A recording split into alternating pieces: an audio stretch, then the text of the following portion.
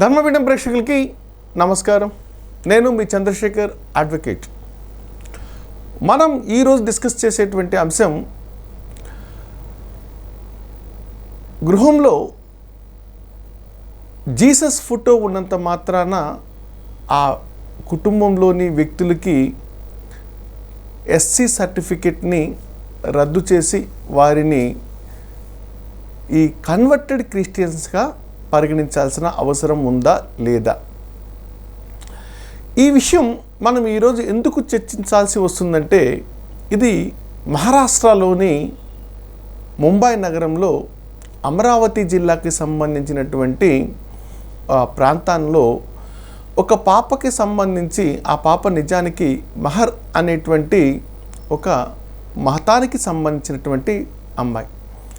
ఈ పాపకి సంబంధించి ఆ అమ్మాయి కుల ధృవీకరణ పత్రాన్ని సంబంధిత అధికారులు ఎస్సీ అనేటువంటి కేటగిరీని రద్దు చేయడం జరిగింది. దీన్ని ఆ పాప మహారాష్ట్రలోని నాగపూర్ డివిజనల్ బెంచ్కి ఆమె అప్పీలేట్ చేసుకోవడం జరిగింది. ఆ ప్రకారం ఆమె హైకోర్టులో ఛాలెంజ్ చేస్తే దాన్ని పరిశీలించినటువంటి మహారాష్ట్ర నాగపూర్ బెంచి, అంటే దీనికి కారణాలని ఆ committee, caste scrutiny committee, Amaravati caste scrutiny committee ఎవరైతే ఉన్నారో మహారాష్ట్ర రాష్ట్రానికి సంబంధించినటువంటి వారు పేర్కొన్న అంశం ఏంటంటే, ఈ సర్టిఫికెట్ ఈ పాపకి సంబంధించి రద్దు చేయటానికి వారి ఇంట్లో జీసస్ ఫోటో లభించిందట. మోరోవర్, ఆ పాప యొక్క తండ్రి మరియు తాత ఇరువురు కూడా కొద్ది కాలం క్రితం వారు కన్వర్షన్ అయ్యి క్రిస్టియానిటీ మతాన్ని పుచ్చుకున్నారని చెప్పి వారు ఆరోపించారు. ఈ కారణంగానే వారి వారసత్వంగా ఉన్నటువంటి ఈ పాపకి ఆ క్రిస్టియానిటీ వస్తుంది. కాబట్టి ఈ పాపని మేము బీసీలుగా, బ్యాక్వర్డ్ క్యాస్ట్గా పరిగణిస్తాం తప్పితే ఆ రాష్ట్రంలో ఉన్నటువంటి మహర్ అనేటువంటి ఆ మతానికి సంబంధించి ఇవ్వబడ్డటువంటి ఎస్సీ హోదాని, షెడ్యూల్ క్యాస్ట్ హోదాని ఆ పాపకి ఇవ్వలేమని చెప్పేసి సర్టిఫికెట్ని రద్దు చేశారు. దీని మీద మహారాష్ట్ర హైకోర్టులో జరిగినటువంటి, నాగపూర్ బెంచ్లో జరిగినటువంటి వాదోపవాదాలన్నీ పూర్తయిన తర్వాత అక్కడ జస్టిస్ పృథ్వీరాజ్ చౌహాన్ మరియు ఊర్మిళా జోషి ఫాల్కే, ఈ ఇద్దరు జడ్జిలతో కూడినటువంటి ధర్మాసనం కేసు వివరాలన్నింటినీ పరిశీలించిన తర్వాత, ఇరు పార్టీల వాదనలు విన్న తర్వాత, కేవలం ఈ కారణాలతో ఒక జీసస్ ఫోటో లభించినంత మాత్రాన ఆ పాపకి ఆ ఎస్సీ సర్టిఫికెట్ని రద్దు చేయలేమని చెప్పేసి, గతంలో ఈ scrutiny committee, Amaravati scrutiny, caste scrutiny committee వారు రద్దు చేసినటువంటి సర్టిఫికెట్ని రద్దు చేసి 2 వారాల లోపల ఆ పాపకి మళ్ళీ ఎస్సీ సర్టిఫికెట్ని ఇవ్వాల్సిందిగా ఆదేశాలను జారీ చేసింది. ఇది 2022 సంవత్సరంలో ఈ కేసు ఫైల్ అవ్వగా, 2023 సంవత్సరం అక్టోబర్ నెలలో, అంటే గట్టిగా 1 సంవత్సరం లోపలే హైకోర్టు ధర్మాసనం ఆ పాపకి ఈ తీర్పు ద్వారా జరిపించాల్సినటువంటి న్యాయాన్ని జరిపించింది. లేని పక్షంలో ఆ 17 ఏళ్ల పాపకి కరెక్ట్గా తను ఇంటర్మీడియట్ చదివి హైయర్ ఎడ్యుకేషన్లోకి ఎంటర్ అయ్యేటువంటి అవకాశం ఉంటుంది. ఆమె ఆ రిజర్వేషన్ని కోల్పోయే ప్రమాదం ఉంది. ఈ యొక్క హైకోర్టు తీర్పుతో ఆ పాపకి మళ్ళీ ఎస్సీ కోటా కింద లబ్ధి పొందేటువంటి అవకాశం ఈ తీర్పు ద్వారా లభించింది. ఇక్కడ క్రిస్టియానిటీ 2 రకాలండి. మన భారతదేశంలోకి 1600 సంవత్సరంలో మనకి ఈ క్రిస్టియానిటీ అనేది మనకి బ్రిటిష్ వారి ద్వారా సంక్రమించడం జరిగింది. అంటే అప్పట్లో వారు ఈస్ట్ ఇండియా కంపెనీ ద్వారా మన భారతదేశంలోకి ప్రవేశించారు. ఈ బ్రిటిష్ వారు ప్రవేశించి వ్యాపార నిమిత్తం వారితో పాటు ఫ్రెంచ్ వారు, డచ్ వారు, పోర్చుగీస్ వారు, వీళ్ళంతా కూడా ఈ క్రిస్టియానిటీ మతానికి సంబంధించినటువంటి వీరందరూ కూడా ఇక్కడ వ్యాపార నిమిత్తం సెటిల్ అయ్యి వారి మతాన్ని ఇక్కడ ప్రాచుర్యం చేయటం వలన ఇక్కడ కూడా పుట్టినటువంటి చాలామంది భారతీయులు ఆ మతాన్ని అనుసరించడం జరిగింది. క్రిస్టియానిటీలో మనకి 2 రకాలు ఉన్నాయి. ఏంటి?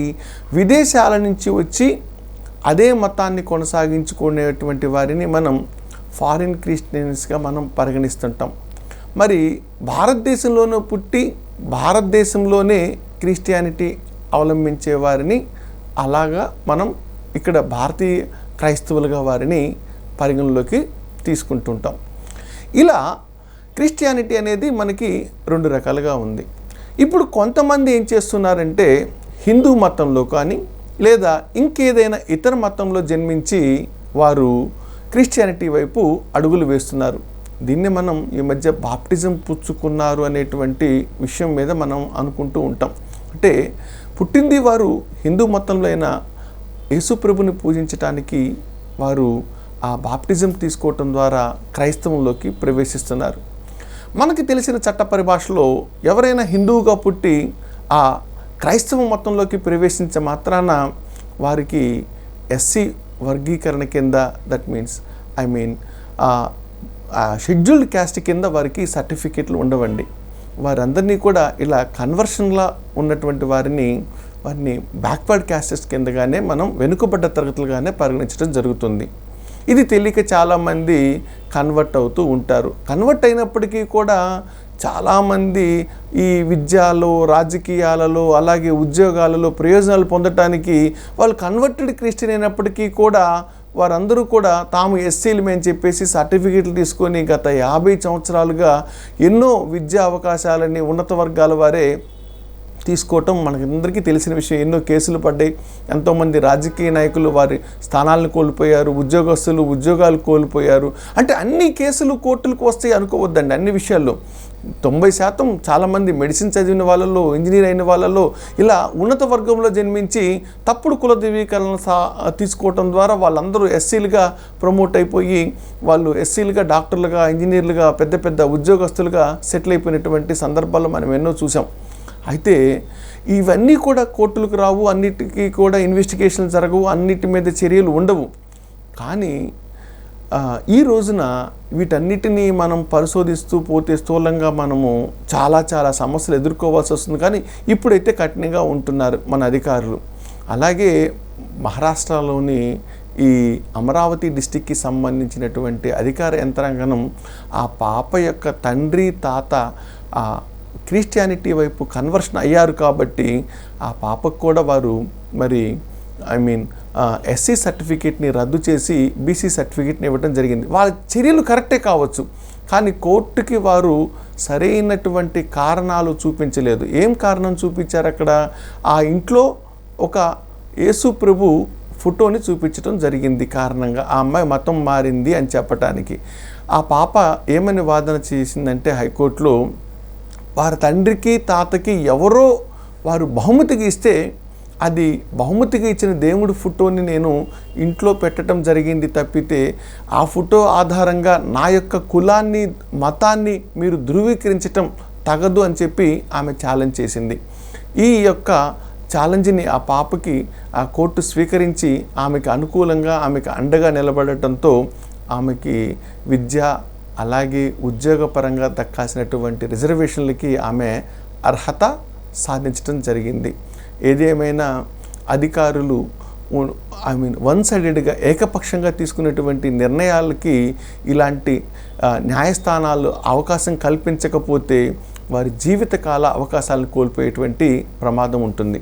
కాబట్టి ఈ ఒక్క తీర్పుతో ఎంతోమంది తమకి ఆ అధికారులు గుడ్డిగా చేసేటువంటి, అనాలోచితంగా తీసుకునేటువంటి నిర్ణయాలు సరైనవి కాదు, మనం న్యాయస్థానం ద్వారా మళ్ళీ మనం పోగొట్టుకున్న హక్కుల్ని రాబట్టుకోవచ్చు అని చెప్పేసి ఈ తీర్పు ఒక నిదర్శనంగా మనం ఆదర్శంగా తీసుకోవచ్చు అన్నమాట. మరిన్ని విషయాలతో మళ్ళీ కలుసుకుందాం. అప్పటి వరకు సెలవు. ఇట్లు మీ చంద్రశేఖర్, ఫౌండర్, ప్రెసిడెంట్, ధర్మపీఠం. ధన్యవాదాలు.